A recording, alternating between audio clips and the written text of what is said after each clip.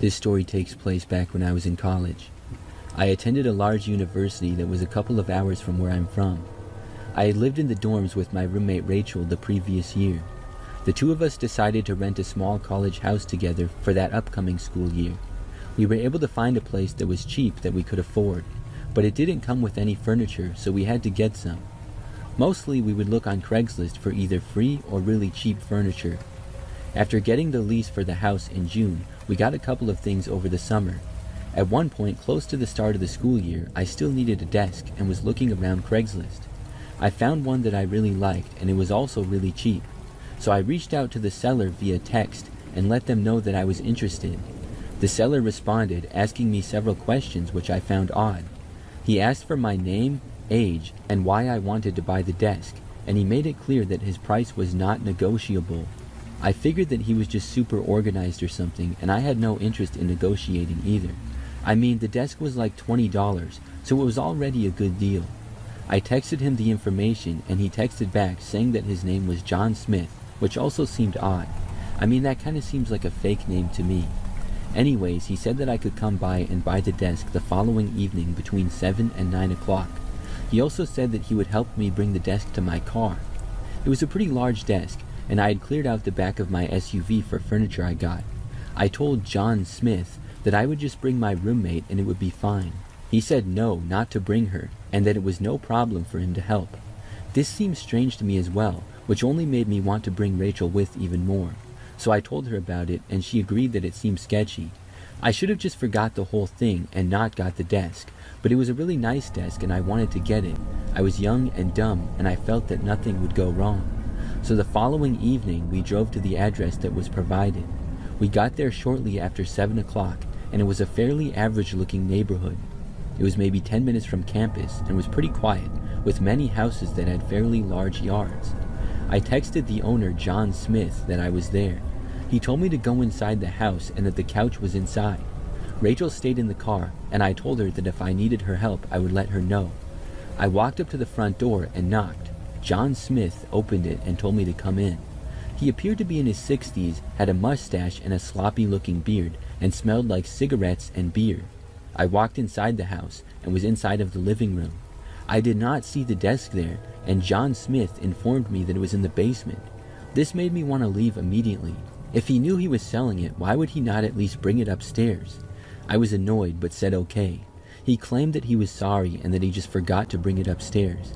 He said that he also needed help bringing it up the stairs. So against my better judgment, I followed him over to the basement door. He opened it and it revealed a staircase going down to an unfinished basement. It was really dark down there with not much light at all. This only made me more nervous. The man started walking down the stairs and I followed him. Down in the unfinished basement, there were some boxes and junk scattered around, but overall not too many things. When we got to the bottom of the stairs, we then walked a little ways into the basement. I looked around, and finally I spotted the desk that I was buying. It was completely backed against a corner of the basement far away. This was odd because the listing for the desk showed it being in a room with natural light. I remembered that, so it had to have been upstairs. The man then started walking away. Not towards the desk though, but towards the stairs. He then started to walk up them. I was confused and also really nervous. As the man was making it to the top of the stairs, I didn't know what was going on. And just then, I heard a sudden knocking from the front door of the house. It had to be Rachel. The man stopped on the stairs and looked back at me, and in an angry tone asked, "Who is that?" I was speechless in the moment, and without me even answering, the man quickly turned back and walked up the rest of the stairs and left the basement. I followed and quickly went up the stairs and made my way to the main floor. When we both got back upstairs, the man walked over to the front door. I was trying to quickly go over there as well. Sure enough, Rachel was standing there at the door. She was still knocking on it and knocking rather loudly. The man opened up the door and angrily asked her who she was and what she wanted. Without letting her respond, he told her to leave. Rachel said she was my roommate, and I walked over and went past the guy. He angrily yelled at me and said that I was supposed to come alone. I didn't want to argue with the guy or anything. I just quickly walked past him, and Rachel and I then ran through the guy's yard and back to the car. He was yelling and cursing at us the whole time. Then we left and drove back home. By the time we returned, the Craigslist listing was deleted. I still made a report to Craigslist about him though. I'm guessing that John Smith was not his real name, but I do have his address. I never heard anything more, so I don't know if anything was done about him. I guess technically he didn't commit any crime, but it was sure as sketchy as can be. The fact that he wanted me to come alone was a major red flag. I should have never gone there, and I'm glad that Rachel came to the door when she did. She told me that she just had a bad feeling about it, and it seemed to be taking a long time, so she decided to just knock on the door and see how it was going. But when nobody answered the door for a while, she started loudly knocking. Thankfully, it worked.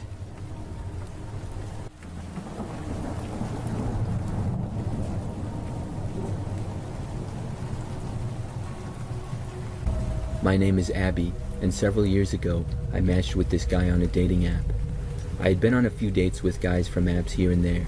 Some were alright and some were not, but nothing really crazy had ever happened.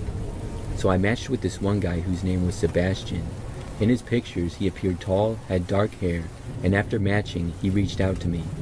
We started talking, and within a few days, he suggested that we go on a date. I was feeling good about things, so I agreed. However, I did not feel like I really knew Sebastian that well at all yet, but I figured that it would be a good chance to get to know him a lot better. Sebastian suggested a pretty fancy restaurant, and I was somewhat surprised. I didn't know if he was really rich or trying to impress me or something. I remember mentioning how the place was really fancy, and he said that was good. Before the date, he offered to pick me up, and I said no thanks. I figured he was just trying to be nice. So I drove to the restaurant and met him there. We sat down in the very nice restaurant and started talking. Sebastian overall seemed nice for the most part. However, some things just seemed a little bit strange about him. He looked just like his pictures, so he was no catfish, but it was more of his personality that for some reason seemed a little off. I didn't know exactly what it was at first. I remember though a couple of times he asked me where I lived. The first time I told him in the city, and then I asked him where he lived, and that was just normal conversation. He asked me where in that city, and I told him a little more specific area, but still pretty basic. And then he asked me what street I lived on, which I found kind of odd, and I'm not sure why, but I told him. I lived in an apartment building at the time, so that wasn't giving away exactly where I lived. The conversation changed after that, and we talked about different stuff. A while later though, he asked me if I lived in an apartment. I don't remember how exactly the conversation shifted to that. I said yes, and told him the name of the complex that I lived in. However, he then asked me what my apartment number was. By now, I found this very odd. I asked him why he wanted to know that, and I jokingly asked him if he was going to send me flowers or try to break into my place. He laughed about it, and then I kind of changed the subject without giving up my room number. There were a few other things he said in conversation that were a little odd, and I can't remember specifics now, but I just remember that the longer we talked, the more I had a strange feeling about him. I tried to look past it though, and just enjoy the date at the nice restaurant. We were there for well over an hour. When we were finally going to leave, Sebastian offered to give me a ride home. I told him that I drove there myself, so I didn't need one. He said that he would walk me out to my car instead. I said that was okay, so we walked out to the parking lot, hugged, and then went our separate ways. I got into my car and drove back home to my apartment. After getting back, I didn't really know what to make of Sebastian, but overall, I did not want to go on another date with him. I went to bed that night, only to wake up a short time later to the sound of somebody knocking on my apartment door. I didn't know who it could be. The knocking was sort of constant, but not that loud. I got up and walked out of my bedroom and over to the front door. The knocking had sort of stopped by then. I looked through the peephole and saw nothing. Whoever it was appeared to have left. I almost opened the door and looked in the hallway, but decided not to. So I started to walk back to my bedroom to go back to sleep, as I was not even 100% awake yet. But on my way back to my bedroom, I heard another knock. This was very strange, and I walked back over to the door and looked through the peephole again, only to see nobody there once more. I was really confused at this point and didn't know what to make of this. So I just kept looking through the peephole. I'm not sure why, but I kept looking for like over a minute straight. Then, as I was still looking, I saw a man suddenly come into view, and surprisingly, it appeared to be Sebastian. He quickly knocked on my door again, and then even faster went to the side of the door going out of my sight. I was extremely creeped out by him now. I wasn't sure what to do, but I certainly was not answering the door. Somehow, Sebastian knew where I lived. I stood there by my door for a minute or so. I just wanted him to go away. Then he knocked again. That's when I figured I should do something. I yelled loudly, "I called the police, Sebastian." Not long after this, I thought I heard footsteps walking away. I didn't hear any more knocking for at least 5 minutes, and at that point I decided to look in the hallway. I very carefully opened my door just a crack. The hallway appeared empty. I looked around and he was nowhere in sight.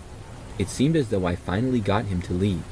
Then I reported Sebastian to the dating app and then blocked him everywhere. And since then, I have not seen or heard from him. I don't live in that apartment anymore either. I still don't know exactly how he knew which apartment was mine.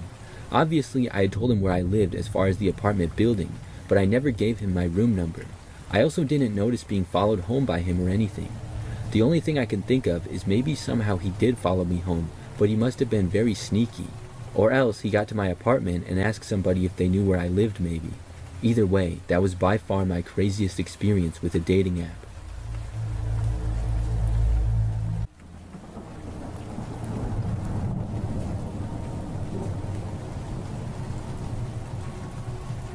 This happened back when I was in high school. It had to be either my freshman or sophomore year, because those were the only 2 years that I rode the bus. School started at 7:45 a.m., but the bus would come by my stop to pick me up at 6:30. Well, it was supposed to be 6:30, but the bus would often show up at more like 6:50 or even 7.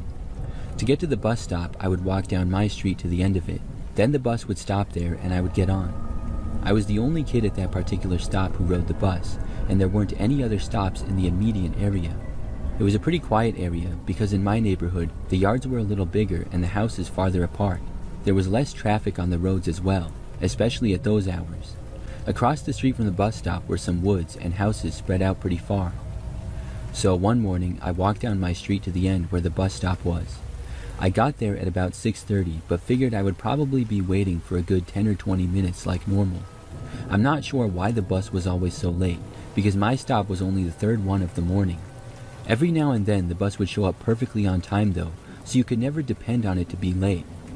So I stood out there in the dark because the sun hadn't come up yet. It was very quiet and there were no other cars on the roads at all. I waited and waited. I was pretty tired from having to get up so early like I often was in high school. Then I noticed headlights in the distance. I figured that it had to be my bus. When it came closer, I noticed that it was in fact a bus, but not mine. It looked different. It slowed down when it got closer to me. Then I noticed that this was not the typical bus. My bus was the normal standard yellow school bus, but this one was like a really light yellow, almost white. It was slightly shorter than usual and looked older and more beat up. Now, in the past, one time we had a different bus for whatever reason, and I had a substitute bus driver once as well, so I thought that maybe that was the case. But when that happened, the bus had actually looked newer and in better shape. Something about this just gave me a bad feeling. The bus slowed down even more, and then came to a stop right across the street from me for me to get on. I did not cross the street. I started to get a bad feeling like I should not get on the bus. I looked and could see the driver. It was not the usual bus driver that we had. This guy had a dark gray and also part black beard. He was wearing a hat as well and looked over at me. I just kept standing there. Then he waved at me to get on the bus. I almost went. I think I might have even took a step, but I thought better of it. I stayed where I was and then waved for the bus to go forward without me. It did not. The bus driver had the door open and he shouted for me to get on. I looked in the windows and could see that there appeared to not be any other kids on the bus at all. Normally there would be 3 other kids on the bus at that point, as I was the third stop and one of the stops before me had 2 kids at it. So this was just really weird. I said no and then turned around and started to walk away. I was going back towards my house, and then something unexpected happened. As I was walking back down my street, I heard the bus turn onto my street behind me. I looked back and it was indeed going onto my street, something that had never happened before. At that point, I started to run. That's when the bus stopped. I then heard the beeping as it backed up and then turned around and went back onto the busier road in the direction that it had come from. I was so confused. I stopped and then went back to the bus stop feeling really creeped out now. That bus was nowhere in sight anymore as it had drove away. I stood there in silence wondering what had just happened. I was glad that I didn't get on that bus though. I figured that if it was somehow the bus I was supposed to be on, I could tell my mom that I missed it and she would drive me to school. That's something that happened a few times before, and even though it took my mom out of the way to get to her job, she could still do it. I stood there at the bus stop and the time approached 6:50. Then I saw more headlights. Another bus drove down the street. I thought at first that it was the same bus coming back, but it wasn't. This was actually my correct bus, the same one as usual. I saw a few students on already, and the bus stopped for me. I crossed the street and got on. It was the normal bus driver and students. I don't think I was ever so happy to see them before. I got on the bus, went to my seat, and then rode the bus to school, wondering what would have happened had I got on that other bus. I never saw that other bus again. To this day, I wonder who it was driving it and why he drove to my stop. Was it something innocent, like a substitute bus driver who just got lost or got his route mixed up or something? Or was it something terrible, like a kidnapper trying to pose as a bus driver? I'm not sure, but I'm so glad that I listened to my instincts and didn't get on that bus.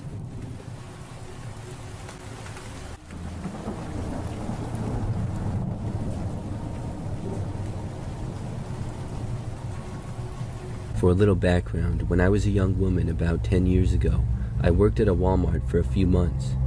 I worked as a cashier and was just 20 years old, working during the summer when I was back home from college. The Walmart was not far from where I lived, and they were always hiring with it being a large store and whatnot. So after getting the job, things went well for a while.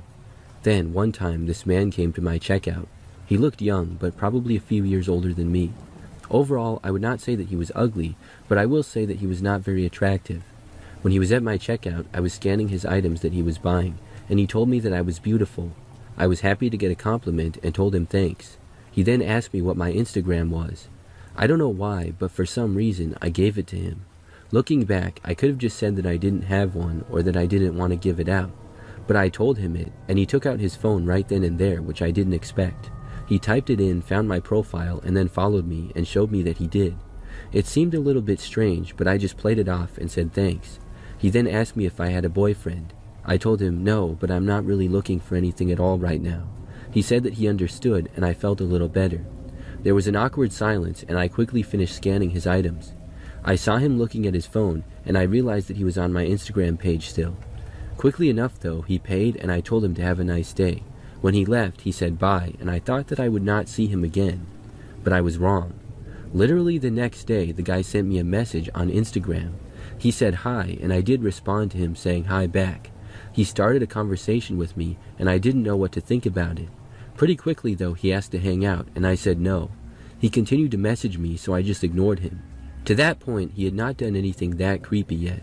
I'm not going to make a guy seem like a creep just for shooting his shot with me. But after that is when things got real bad.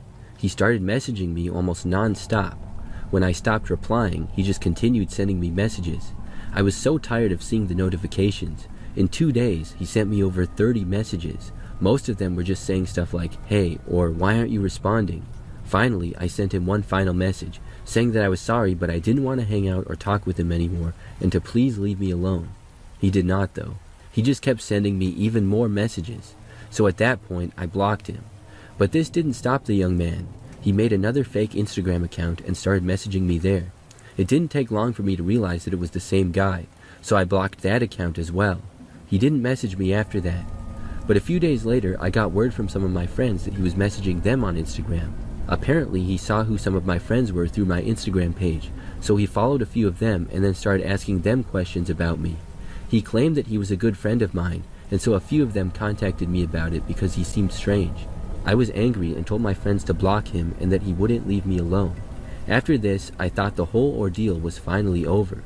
Except, one night during the next week, I was working another shift at Walmart. As I was at my checkout, I was kept pretty busy for most of the time.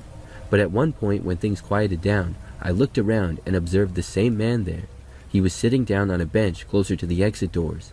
He was just sitting there and watching me. When I noticed him, he didn't wave or anything. He just stared intently. It was really creepy, and I looked away at once. I tried to distract myself, and soon enough, some more customers came into my check lane.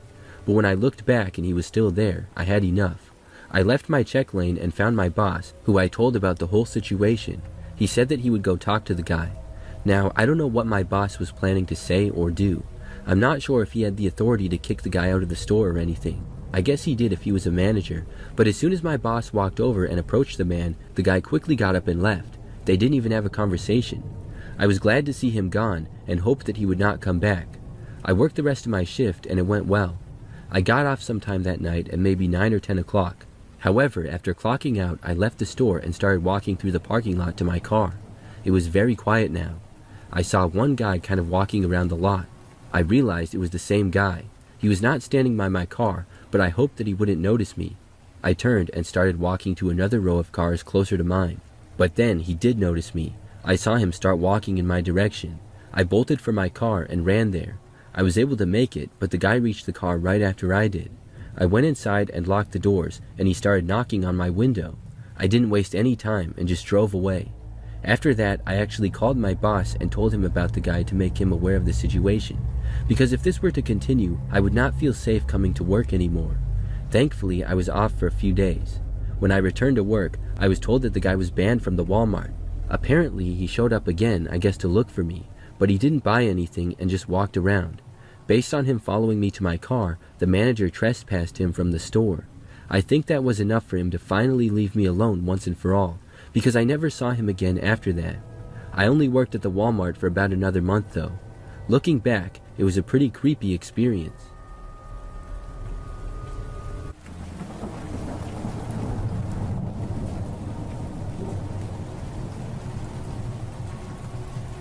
I used to work at a Blockbuster video store back in the day. I think that I worked there for about a year and a half, and I was able to work my way up to manager. One night, I was by myself towards the end of the shift. It was a quiet night, and I was closing.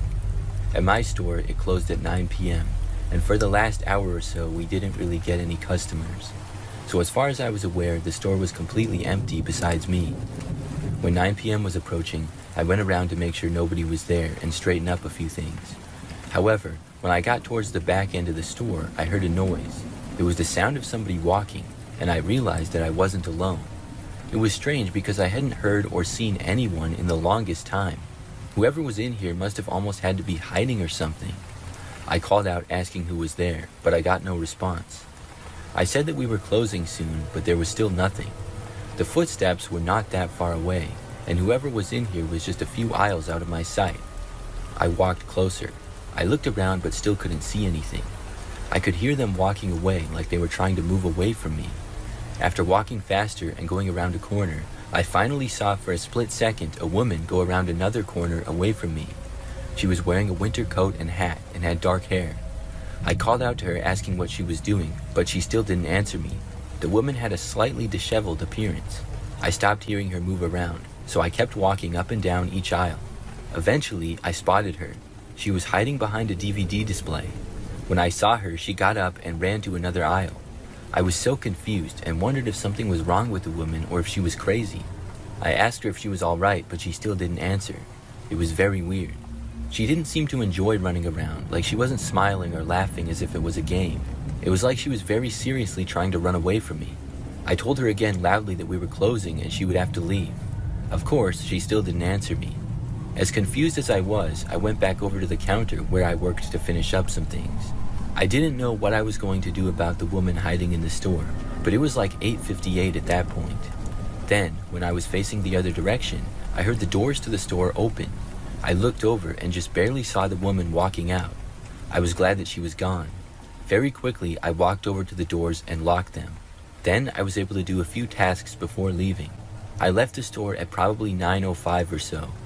The parking lot was very quiet, and I walked out to my car, which was the only one there. Right when I got inside, I heard footsteps approaching me. I looked and saw the same woman walking in my direction, but she looked a little different now. Her hair had looked sort of messy before, and her hat had been crooked. Now she looked very neat. Her hair was perfectly in place, and her hat was neatly on her head. She also had a more friendly look on her face. I rolled my window down, and the woman said hi to me. She then very politely asked me for a ride. I was so confused, and she mentioned nothing about why she had been running around the store hiding from me. It almost seemed like a different woman, but no, this was definitely the same person. Remembering her past behavior, I told her no, I could not give her a ride. The woman asked if I was sure, still being polite, and I said yes. Then she said okay, and I put my window back up. She started to walk away towards the back of my car. When she did though, she suddenly reached for my door handle really fast and tried opening the back door to the car. It was thankfully locked. After finding out she was locked, she loudly banged on it twice and appeared to kick at my door. I then hit the gas and drove away. I left the woman standing in the parking lot looking at me as I drove off. I have no idea why she did the things that she did. My best guess is drugs. She acted so different and normal when she was talking to me though. I luckily never saw her again in my time working at Blockbuster.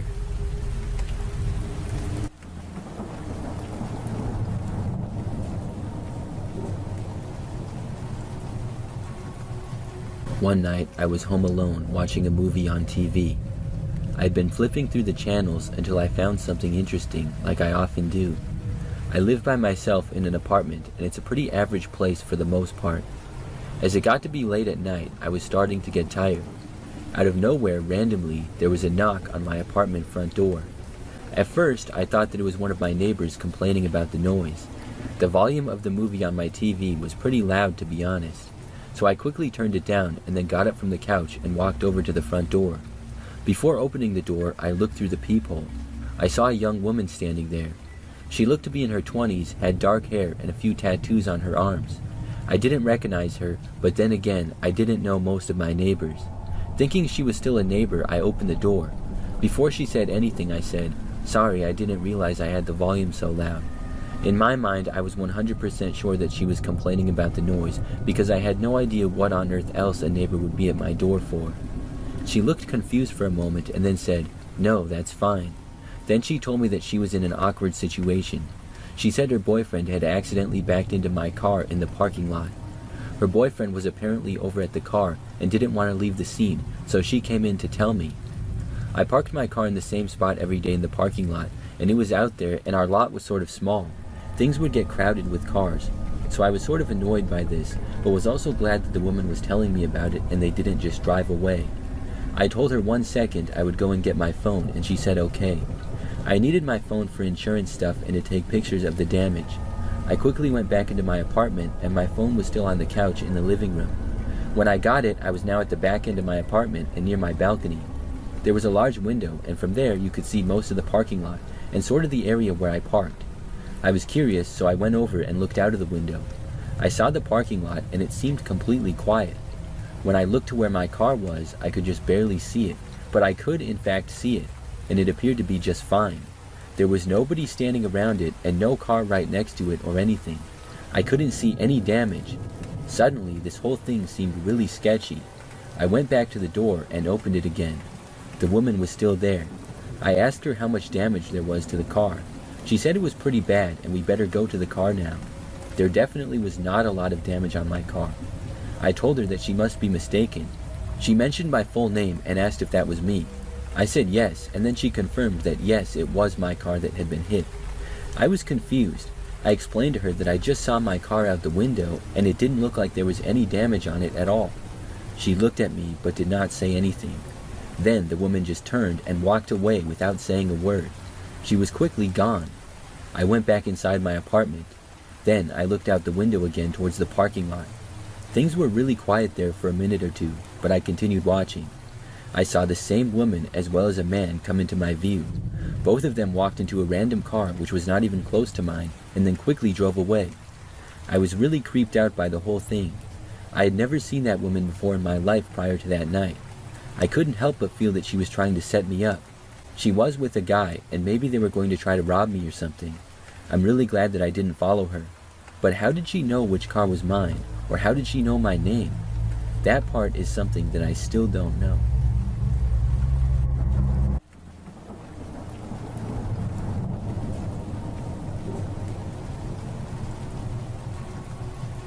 This happened a few months ago. I was hanging out at my girlfriend's apartment one night and I ended up staying kind of late. This happened all the time, but it wasn't a big deal because I only lived a few miles away. It was just under a 10-minute drive to get back to my place. By now, as you could imagine, the roads were very quiet.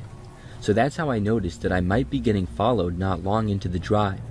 I didn't know for sure, but I just remembered that a car was behind me and when I turned at one road, it did the same thing. I don't remember exactly when it started to follow me, and after the first turn, I thought nothing of it. The way back to my apartment though was not a straight shot and I had to turn a few times. For the next 3 turns, the car did the same as me. I just found this odd, and we were basically the only 2 cars on the entire road. The closer we got, the more I wondered if I was being followed. Of course, with it being late at night, I was probably just feeling slightly paranoid.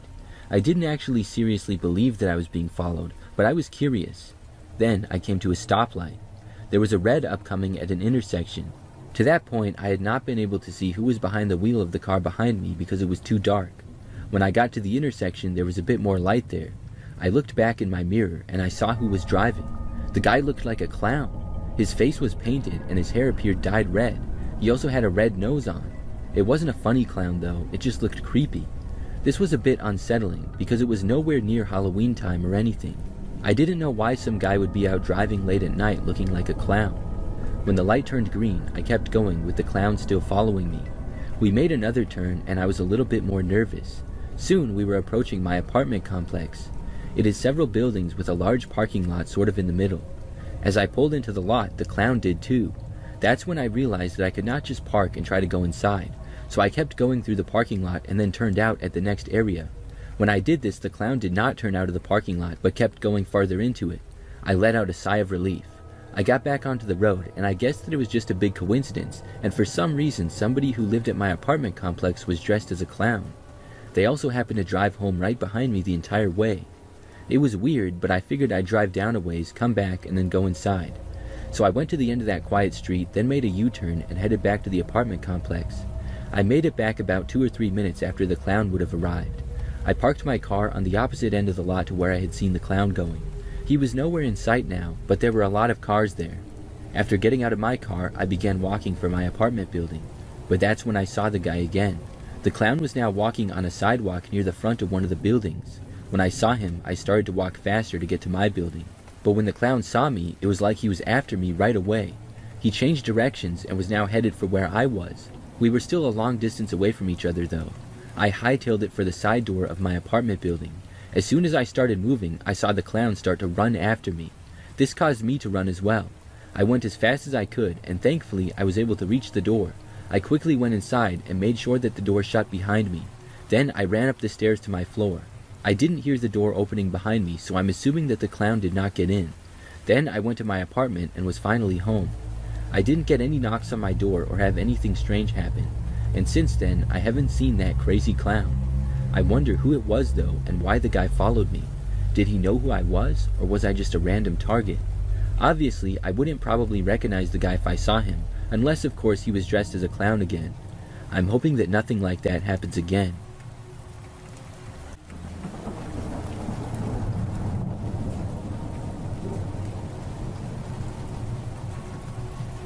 Last year I went shopping at a really large mall. It was a weekend, so it was very crowded and tons of other people were there. In some areas it was hard to even walk through the walkways because it was so crowded. I was there for a few hours and did a decent amount of shopping. However, in the time that I was there, I was pickpocketed. At least, I'm like 90% sure that I was. I would always keep my wallet just inside of my back pocket, which was a terrible habit. Habits are hard to break though, but I obviously don't do that anymore. So anyways, I just know that when I left the mall, I realized that I did not have my wallet anymore, and despite me keeping it in a bad spot, it had never fallen out before when I sat down or anything. After realizing that I didn't have it, I quickly canceled my credit cards. Then I looked everywhere that I could think to look. There was really no use though. Surely somebody would have picked it up, and even if nobody did, it would be like finding a needle in a haystack. I was disappointed, but luckily I didn't have much cash in the wallet and nobody had used my cards yet. I thought that I would never get it back, and so when I was home, I started ordering new credit cards. I also looked into getting a new driver's license. I was pretty disappointed, but what could I do about it now? However, late that night, I got a text from a random number I did not recognize.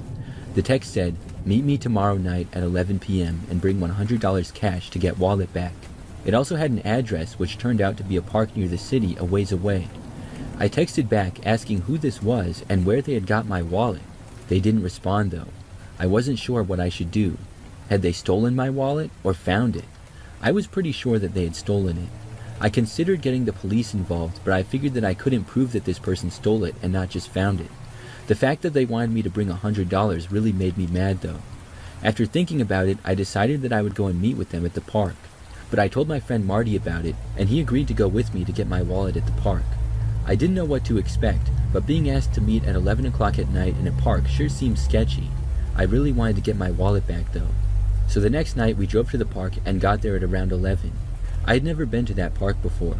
It was a parking lot off a quiet road surrounded by woods. Then there were a few trails, but it was super dark out now. When I arrived, nobody else was in the parking lot. Marty and I sat in the car waiting. At 11 p.m. sharp, I got another text from the number. It said, "Exit your vehicle and take the left path for a quarter mile." This seemed even more sketchy to me.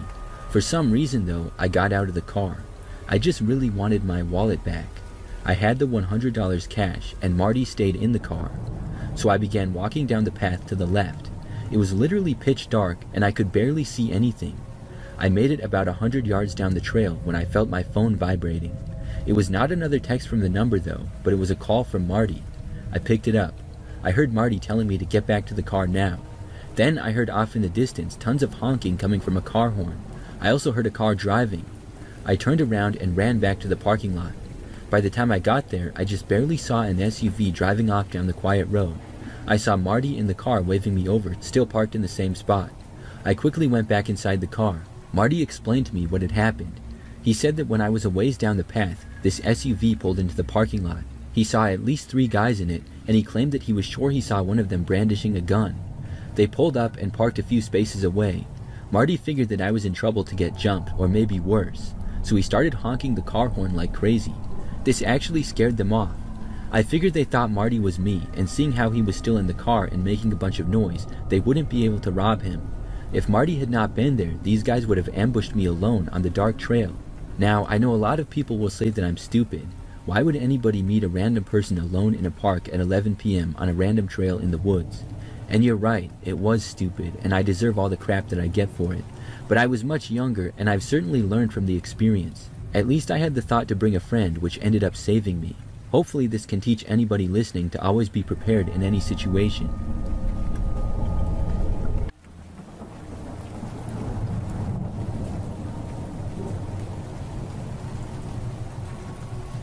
For almost a year, I worked at a Subway restaurant in my local town. I was able to become a manager there, and the town that I lived in was pretty small, so I often worked by myself. I was able to open or close the store if I needed to, and we usually wouldn't be that busy. It's more of a rural area, so other than weekends or the early evening, it was never that busy. One night, I was working a closing shift by myself. For the last few hours, it was dead and we barely had any customers. When we closed, I did some cleaning and final tasks, locked up, and then left for the night. I got to my car, which I had parked kind of far away in the parking lot. You see, the parking lot to the Subway is connected with this other parking lot. That was for an office building, and it sort of went around a corner. As I sat in my car reading some texts before leaving, I could still see the Subway sort of.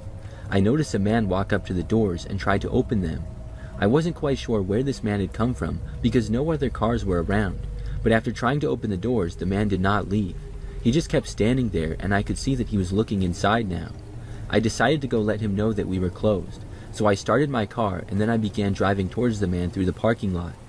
I remember that as I was doing this, he looked over at me and then started to walk away from the Subway. I drove a little bit closer, stopped, and rolled down my window. I said that the Subway was closed and told him the time that we closed at. He just said okay and then continued walking off. Then I drove away and went home. So the next night I was working the exact same shift. I was by myself closing again, and it was a pretty similar night to the previous one. We didn't get very many customers, and then I closed up and left like usual. This time though, after leaving, I was low on fuel, so I went over to the gas station that was nearby. The station was about a half-mile down the road, but in the opposite direction from where I had to go to get home. So I went back there and filled my tank. Then I was back on the quiet road going home again. There wasn't really anybody else out on the roads at this hour. This road happened to go right by my work of Subway again. When I drove past, I looked over, probably because I worked there. However, when I did, I saw that there was a man standing next to one of the windows. This wasn't something that was that easy to see if you were just driving by, but I was able to notice him. It was a side window that he was at, and the man was standing in the grass, so it looked really strange. I wasn't sure what was going on, so I slowed down and pulled over to the side of the road. When I did, I had a little bit better view of the guy, and he looked just like the man from the night before. This was really strange. After stopping on the side of the road for less than 10 seconds, the man turned around and looked over at me. That's when I saw him turn back around and start jogging away from the Subway. Pretty soon, he was out of my sight. After him running away like that, I realized that he was probably going to try to break in. I stayed where I was for a minute or so longer, and then I drove away. When I did though, I called the police non-emergency number and alerted them about it. It was very suspicious if nothing else. The next day the subway was fine and had not been broken into or anything, and for the next few times that I worked at night, I didn't encounter the man or anything strange at all. But like 2 weeks after this, I saw on the internet a news story that a subway across town had been broken into. I don't know, but I'm guessing that maybe it was the same guy. Maybe he just changed locations after I kept foiling his plans. Who knows, but I'm glad that he didn't break into the subway that I worked at.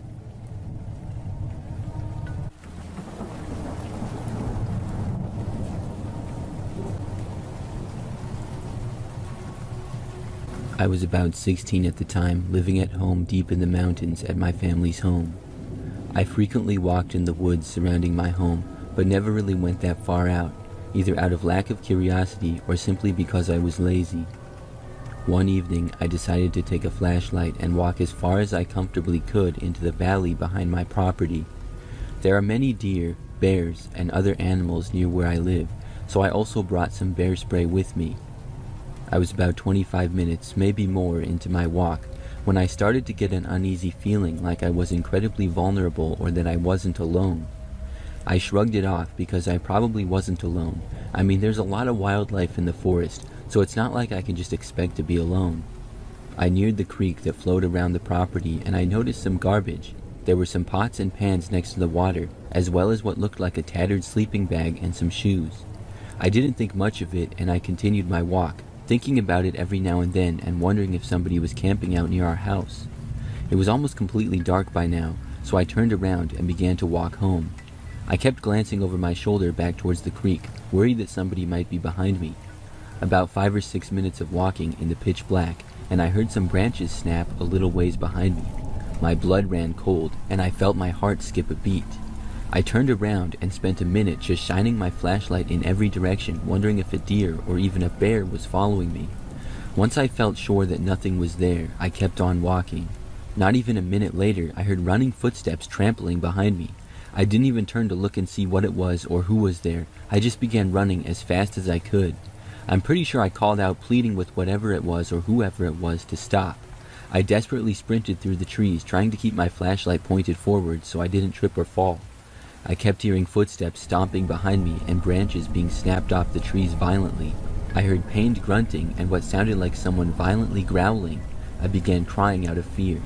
I heard one loud growl or scream right behind me as whatever it was seemed to have fallen or slipped up, and I kept sprinting and never dared to look back. I eventually stopped hearing the running behind me. Once I made it to my property line, I saw the light of the house in the distance ahead of me, and I turned to see if I was still being followed. What I saw still torments me even now. A freakishly tall man standing about 100 yards away from me with my flashlight barely illuminating him. He was wearing what looked like a tattered hoodie and no pants. I stood there for a moment, struck with fear, waiting to see if he would move. As I was about to turn away and run the last stretch to my house, he started sprinting viciously towards me. By vicious, I mean he was almost on all fours, using the trees to propel himself further, grabbing at the ground, lunging towards me. I let out a scream and ducked under my fence and sprinted as fast as I could back to my house.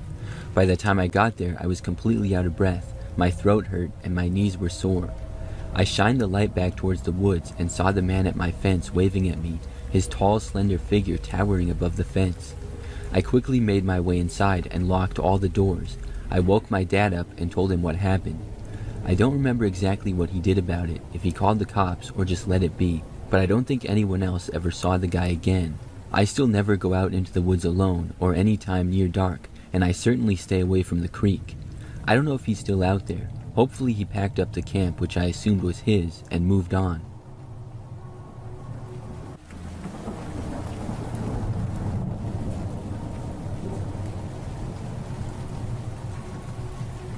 I was driving late at night with a friend on a little road in the middle of nowhere in the country. It was about 1 or 2 in the morning. We were surrounded by woods and fields and the typical landscape when you're in the country. After a tight corner in the middle of a forest, we saw a lady on the side of the road a few feet in front of us. Immediately my friend, who was the driver, slowed down the car to see if she needed help. Personally, as we were approaching this person, I started to feel uncomfortable. I told my friend, and he said, "Nah, don't worry, I will just ask her if everything is okay." When we stopped the car, she looked at us and said that her car had a dead battery and she needed some help. She was in her 40s, maybe 50s, with long gray hair which looked really dirty. At this point, I was wondering how this situation was possible. We were talking with a totally random woman in the middle of the night in the middle of a forest. In hindsight, it seemed completely weird and dangerous, but at that moment, my friend was totally fine with the situation. It was a mix of his conscience and kindness, I think. As I was thinking about the situation, the woman continued to speak and said that her car was on a forest road just to the right of the main road. She showed us a tiny muddy path which was going deep into the woods. I looked at my friend, and he looked at me, raised his shoulder, and told the woman, "Okay, you can walk in front of the car. We will follow you." She smiled at us and said, "Thanks, you're really nice. I wasn't expecting people like you." She started to walk, and we followed her slowly. As we were going deeper into the woods, we started to become more nervous. We weren't able to see the road behind us anymore. My friend started to realize that it was maybe a mistake.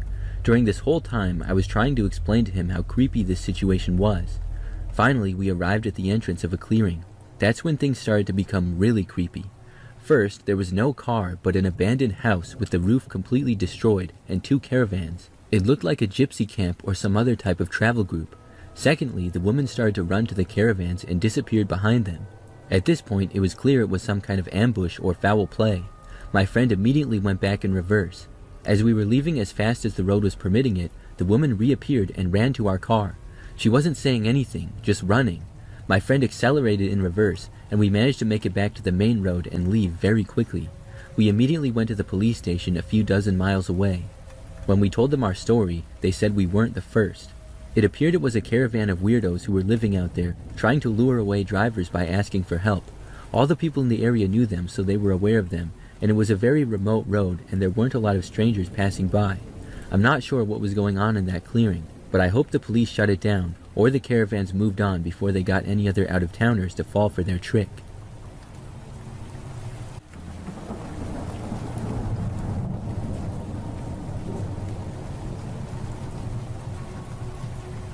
I used to go to Chuck E. Cheese sometimes when I was a kid, and I always enjoyed it. I would play the arcade games and eat the pizza that they had, which was really good. Several of my friends had birthday parties there, and I had one once as well. But my scariest experience happened one time when I went there with my best friend David. I was 7 years old, but I remember it like it was last week. I just remember that we were there on, I believe, a Saturday morning, and we got a bunch of coins and started playing all the arcade games. David's mom took us there, and I was going to David's house to hang out afterwards. After playing arcade games and winning tickets for a while, I remember that I was standing not too far away from the playground area. There was a spot that was basically like a play place that you would see at a McDonald's or Burger King. It was a slide with some monkey bars and tunnels and stuff that you could crawl through. I glanced over and I saw a kid looking through the window of one of the elevated tunnels leading to a slide. He was just staring at me really intensely. The kid was maybe a couple of years older than me, and I didn't recognize him. I even looked around wondering if he was staring at me or somebody else, but he was definitely staring right at me, and it was really weird. I looked away and then I moved to another area out of view of the kid. After that, I pretty much forgot about it and moved on to some other game. Maybe like an hour later though, I was still in the arcade with David. I remember that I noticed the kid that was staring at me again. He was staring at me once more with the wide eyes and intense stare. I was sure that he was trying to scare me or prank me and was joking around, but it was still really weird. He was standing really far away this time and basically on the complete other end of the arcade. Once more, I decided to just walk away. I went to another area and played a different game there. I thought the kid was pretty strange that was staring at me, but I just did my best to forget about it. And pretty quickly, I was able to. We stayed at the Chuck E. Cheese for maybe another hour or two, I'm not sure exactly. Then David's mom took us back to David's house, which was not that far away from the Chuck E. Cheese. When we got back, David and I mostly hung out in his living room. I'm pretty sure that we just played video games and some other stuff around the house. The next thing I really remember though was at nighttime.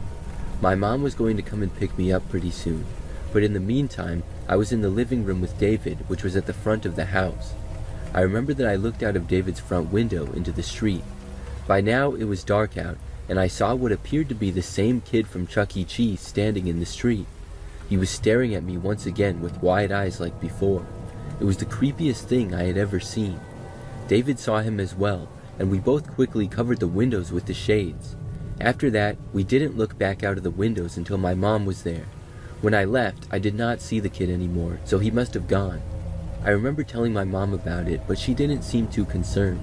I think she thought I was exaggerating, or she just didn't think it was that weird. But I still think it was really weird to this day. I'm not sure if the kid was one of David's neighbors. David didn't seem to recognize him. I guess it's still possible though, and to me, that's the only thing that makes sense. Overall, I still don't know why the kid would stare at me like that, especially to stand out in the street at night. It was very strange. Luckily, I never saw that kid again after that.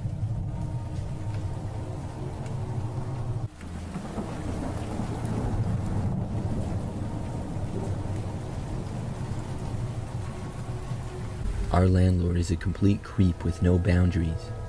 We rent an upper level of a duplex, and our landlord lives on the main floor. I moved in and have been happily renting for the last 6 years. My landlord has always been kind, cordial, helpful, and treated me like family, often exchanging Christmas gifts, congratulating me on new jobs, and even giving me a gift card when I completed college. The rent is cheap too, which is nice.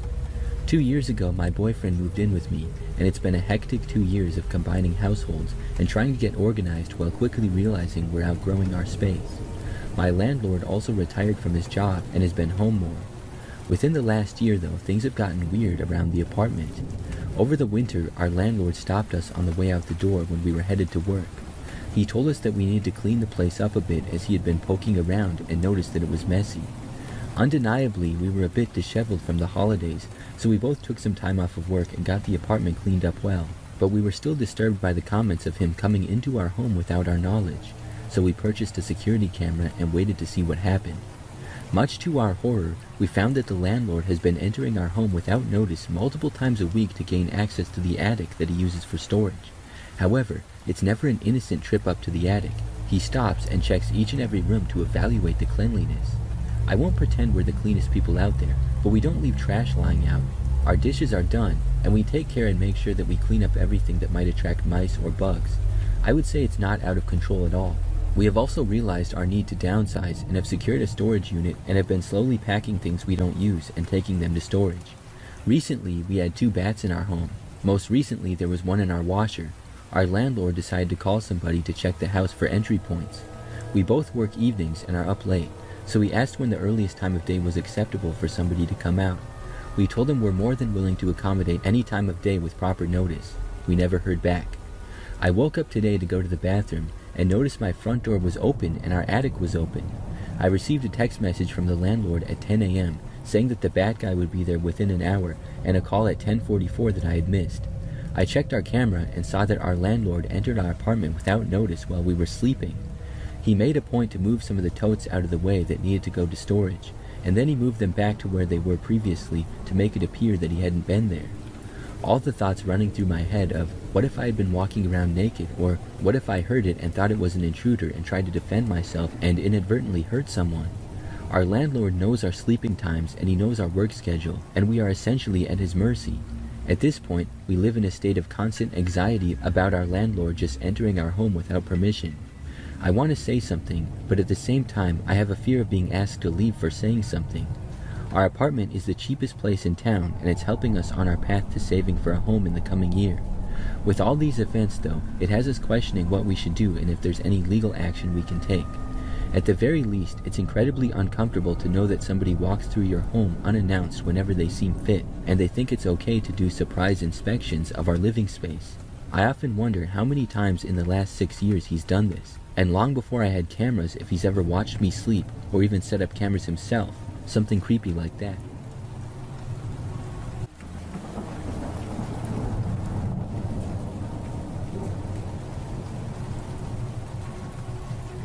Back when I was in high school, I remember that one time we were going to have a planned lockdown drill. I remember that we would have these about once or twice a year. Sometimes they would even tell us like the day before that we were having a drill. I think that was so nobody would be alarmed by it and worry that it was real. So on this one day, I knew that we were having a lockdown drill during the 5th period, which was the last one of the day. The drill would usually consist of an announcement, and then the teachers turning off the lights to their classroom and locking the doors. Sometimes they would make the students huddle in the back of the classroom. Other times we would just sit in our desks. My last period of the day was usually pretty boring, but I did have one of my best friends in that class, Ryan, with me. This particular time, I remember that after 4th period, Ryan said that we should skip 5th period. At this moment, we had both completely forgot about the lockdown drill.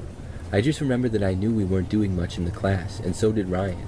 It was basically like a work day, where we would just work on homework assignments and stuff. So being immature high school kids, we decided to skip class and head home early. We went to our lockers to get our stuff, and took our time as the bells sounded, indicating that class was now in session.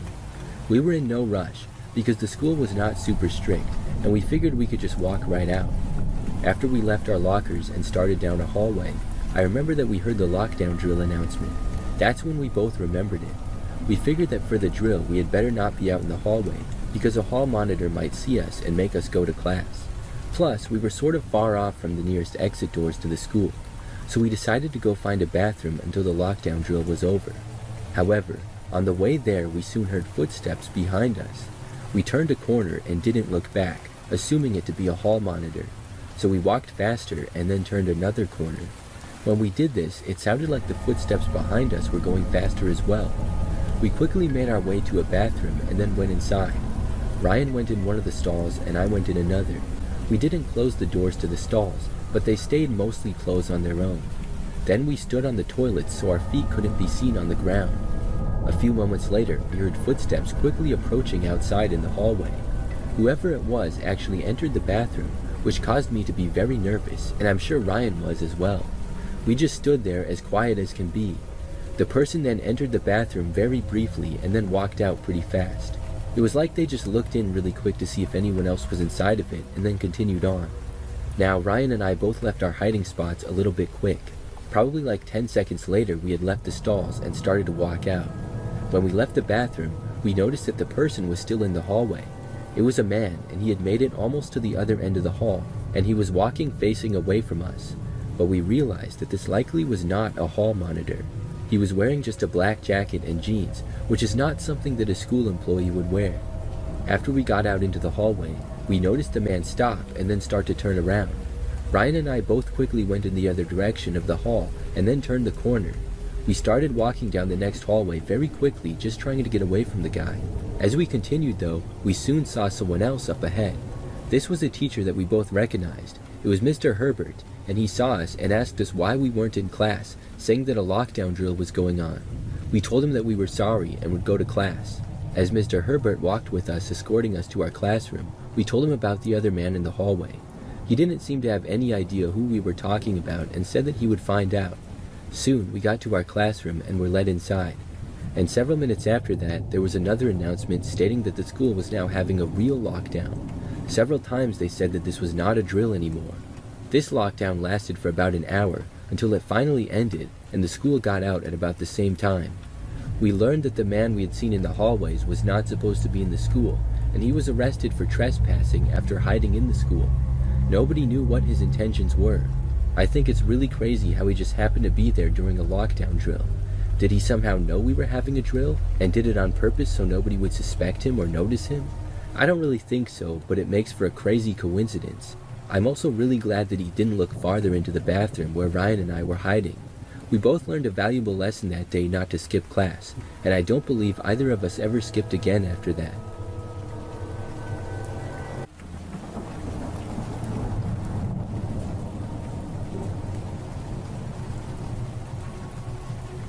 A couple of years ago, I was traveling with my best friend Charlotte.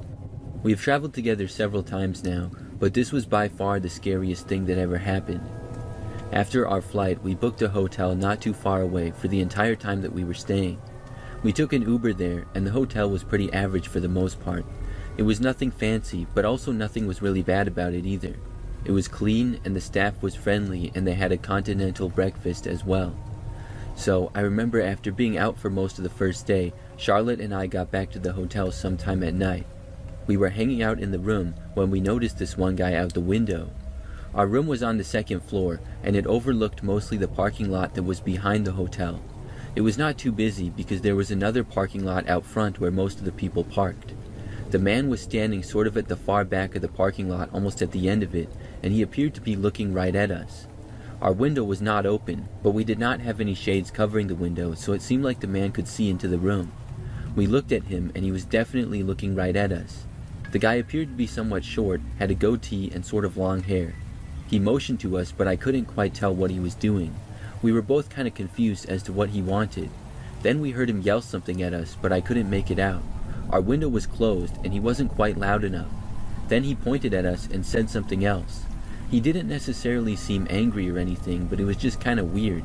Then, after pointing at us for like 10 seconds, the man started to jog through the parking lot closer to the hotel. It seemed like maybe he was going to go inside. We were a little concerned that he might go to our room or something, and the whole thing was kind of weird, so we decided to cover the windows at that point. About 5 minutes later, we heard a knock on our door. We got completely silent, and then I went over as quietly as I could and got to the door. I looked through the peephole, and sure enough, the man was standing there. We did not know what he wanted. He stood by the door and kind of looked around. After staying at the door for like 15 or 20 seconds, the man then moved along and walked away. We thought that we heard him knocking on another door, so maybe he didn't quite know which room was ours. Either way, it was kind of strange, and we weren't sure what the guy was doing. There's no way that we were answering the door for him though. So the rest of the night was fine.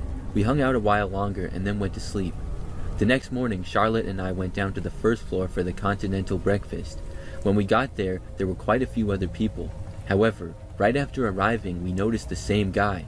He was standing on the far other end of the room holding a cup of coffee. As soon as we saw him, he seemed to see us. Then he started walking over in our direction. Charlotte and I both had a really bad feeling about the guy, so we decided to just go back to the room. We quickly turned around and went back. After getting back to the room, we decided to just leave the hotel and go on with our plans for the day. When we left the hotel, we didn't see the man. We were gone for the whole day and arrived back sometime that night. I remember that things were quiet by that point. We walked through the lobby and then went up to the second floor to get to our room. As we were walking down the hallway to our room, we heard someone at the far other end of the hall. I didn't really think anything of it, but I looked over and then noticed that the man was there. He was walking in our direction and also walking really fast. Charlotte noticed too and tried to hurry up and put the key in the door. She got it open and we both quickly went inside. We slammed the door shut behind us. Probably 10 seconds later, the man arrived at the door and tried to open it. Then he quickly knocked on the door. We called down to the front desk and reported the man. He walked away from the door after we didn't answer again. We were nervous that we would keep seeing him, but he didn't come back that night and we didn't see him the next day or for the rest of our trip. I guess either the hotel staff found him and kicked him out or something, or maybe he just realized that we wanted nothing to do with him and left. Either way, I'm really glad that he never got into the room, and I'm glad that we never answered the door for him.